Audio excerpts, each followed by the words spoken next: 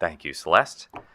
Good morning. I have a short statement to read to you all, and then I'm really excited to just talk. So thanks so much for covering the meeting today. Like I said, I'll do a few remarks here and then look forward to your questions.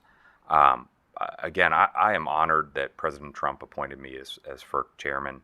I'm really grateful for this opportunity to continue serving the public and to work with my colleagues at FERC and with FERC's excellent staff to help ensure that all Americans have reliable and affordable energy. And let me also say just how excited I am about this work. I spent about 20 years working to advance common sense energy policy, and it is a thrill to wake up every day and do the impactful, fascinating work of a FERC commissioner and now chairman. My priorities as chairman are the same as when I was a commissioner. I'm working hard with my colleagues to make decisions swiftly, fairly, and independently. Grid reliability as job number one has not changed, and I'm really pleased that we were able to advance the four NERC items at the top of today's agenda, and especially as my first opportunity to chair a meeting. I'm also really focused on helping to enable economic growth and all the innovative industries of the future through abundant and affordable energy. And this is one of the reasons why I sent that letter on improved load forecasting today. Finally, I'm really excited about infrastructure. I think we need to build. America needs every electron and every molecule of every type we can get, and we need more infrastructure to move it. I just say that reliable and affordable energy, it's not only a prerequisite to ensuring the safety and security of the American people, but it's also totally critical to winning the AI race, reshoring manufacturing, and ensuring a prosperous economy. So with that, I'm excited to take your questions. I know Celeste mentioned, please introduce yourself. I know some of you, but would like to get to know more, so just tell me your name and say hi. And today I think I'm just going to go left to right, and I do know AJ, so please go ahead. Thank you, Chairman. AJ Camacho with Politico's E&E News. My question is, where is the colocation order? It's been 7 months since the Commission voted unanimously to issue the 206 against PJM. At the time, everyone said that this would be a top priority, and what's the status on that at the moment? Hey, thanks a lot for the question. And, this is a top priority. It's also a very complicated topic. My colleagues and I have been working hard on this. I'm really excited about colocation and everything in between and getting the rules of the road in place so that we can unlock all these new technologies, get them on the grid, and get data centers built.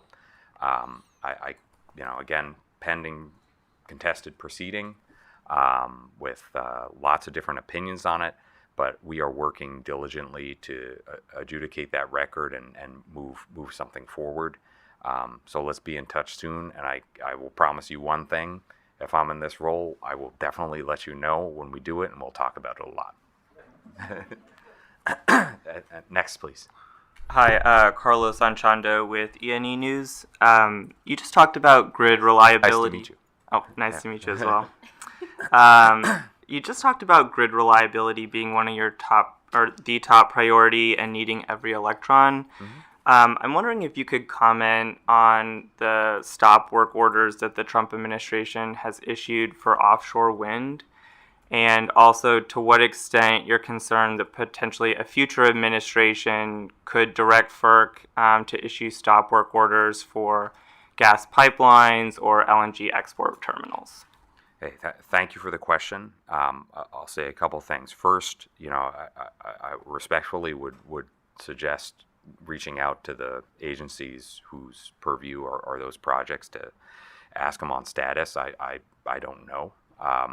But what I'll say is this: when I went and appeared before the Senate for my nomination hearing, the commitment that I made was, hey, I'm committed to following the statute, which is the Federal Power Act, Natural Gas Act, DOE Organization Act, and I'm committed to following those statutes and making decisions that are based on court precedent. And that's what my colleagues and I have been up to here over the last year that I've been working. Overall, we've had bipartisan consensus on, I haven't run the numbers, but I bet it's like almost 100%. It's probably not, it's not 100, but it's like 90, 98, 99% of orders. And the places where we don't, it's, very reasonable things that colleagues are raising. And I think that's the beauty of an independent multi-member commission, is where people have different expertise, give different worldview, they weigh in on those proceedings, and I think that's just a good thing. So that's what I'm going to keep doing. I made that commitment to Congress. I'd make it to everybody in this room. I'd make it to the American people. What we're focused on is our statute, and we're going to keep doing that work. Thank you for the question. Yes, please. Hi, Callie Pattison with the Washington Examiner. Thanks for holding the briefing today. Nice to meet you. Nice to meet you as well. Later today, the House is voting on the Grid Power Act, which would require FERC to issue a rule prioritizing the interconnection process for dispatchable energy sources and power plants. And a similar bill is introduced in the Senate. Do you have any comment on this legislation or response to those who are concerned that this bill could result in grid operators getting in a habit of just prioritizing these sources? Thank you so much for the question. What I would say on that is this, is that as a FERC commissioner and now chair, I will be delighted to work really hard with my colleagues to implement any bill that Congress passes and the President signs. In the meantime, as they develop that legislation, if they need technical input, ready to provide it. Thank you. Hi, nice to meet you, Chairman Rosner. I'm Isel Mingus with Politico. I wanted to ask a question. The deadline is coming up to adding a sunset provision to regulations coming up by the end of this month. Is there any momentum going on with FERC on that front? So because that is something we haven't acted on yet, I will be very high level, but I will just say we're working on it, and we will give you an update when we have one. Thank you. Hi, Maya Weber with Platts. Nice to see you again. Nice to see you again, and thanks for continuing this tradition. I have a question on the gas pipeline certificate policy statement. I wondered if you could elaborate a little bit on why you decided it was a good idea to act so quickly after DOE's request. It was about 3 days after the comment period ended.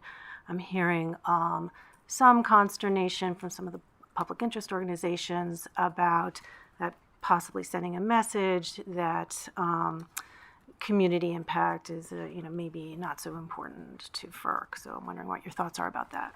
Hey, thank you for the question. I'll say a couple things on that. First, I would say look at our orders. The Commission speaks through its orders. And in the last year where I've been working here, our orders have been bipartisan, unanimous.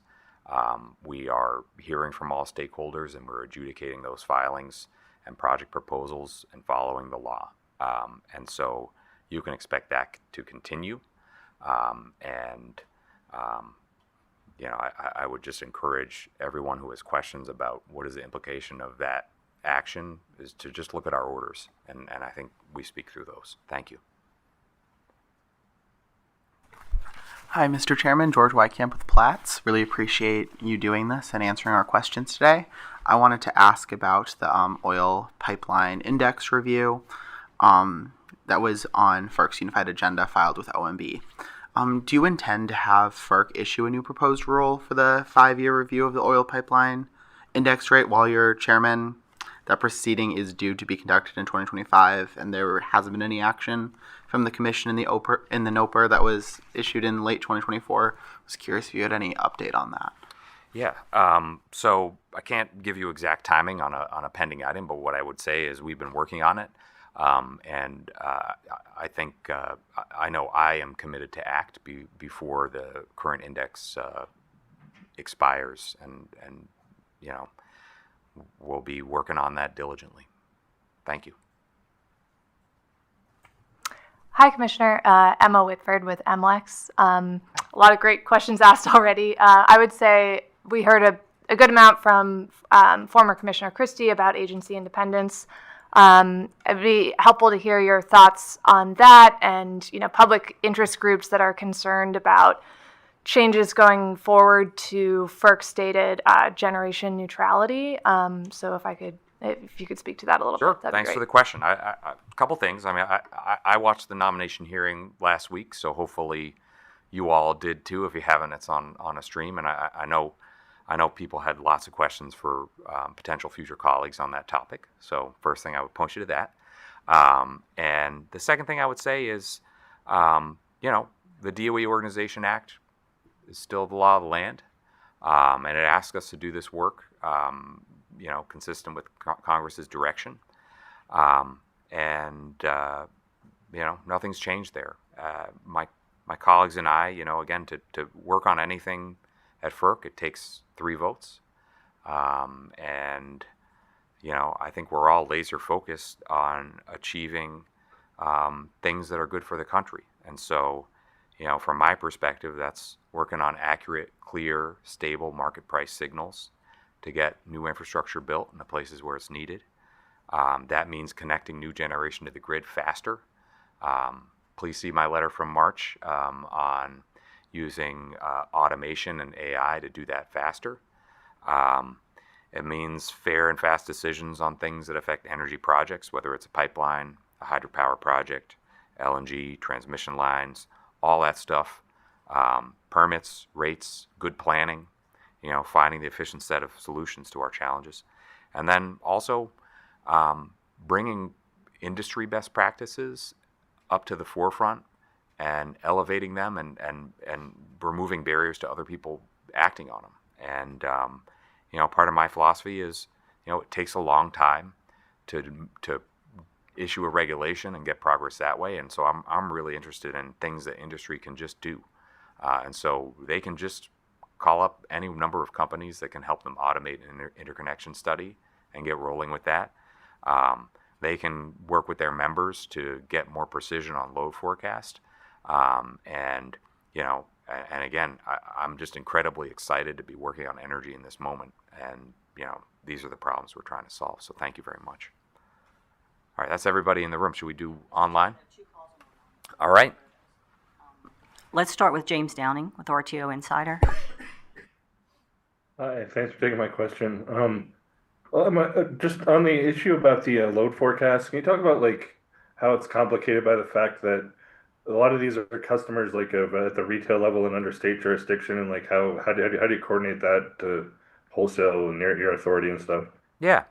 Thanks so much for the question, James, and great to see you. I'd say first, we sent the letter to the RTOs and ISOs, to their heads, and so the 6 of them. And, I'm very interested in, doing things that are purely within their ability to control. We're not asking any state to do anything different. We're asking the RTOs to say, hey, what are your best practices?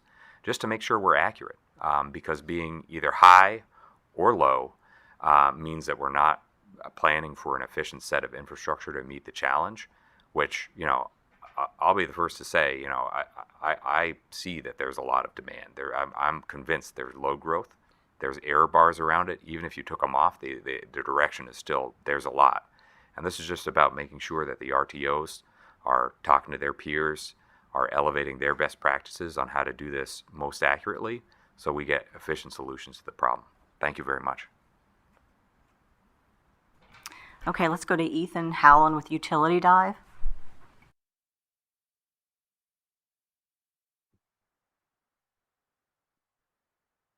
Hi, Chairman.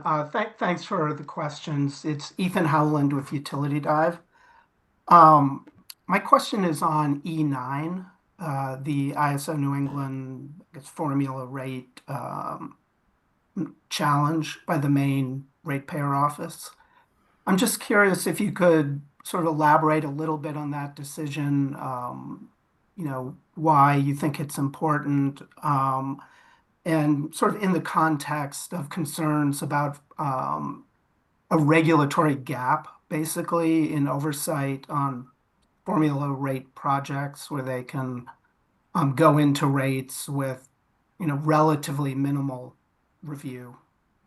Hey, thank you very much for the question. It's an important one.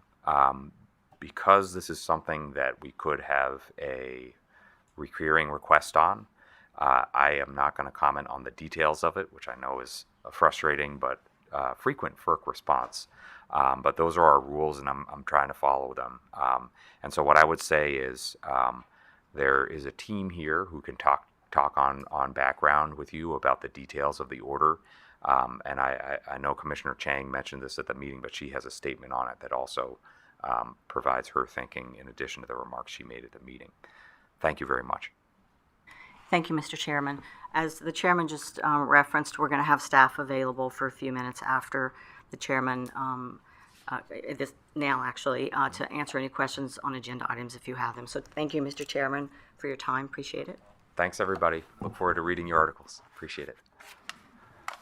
All right. Okay, Maya, I think you have a question on one of the items. Yes, it was a question about blanket certificates under the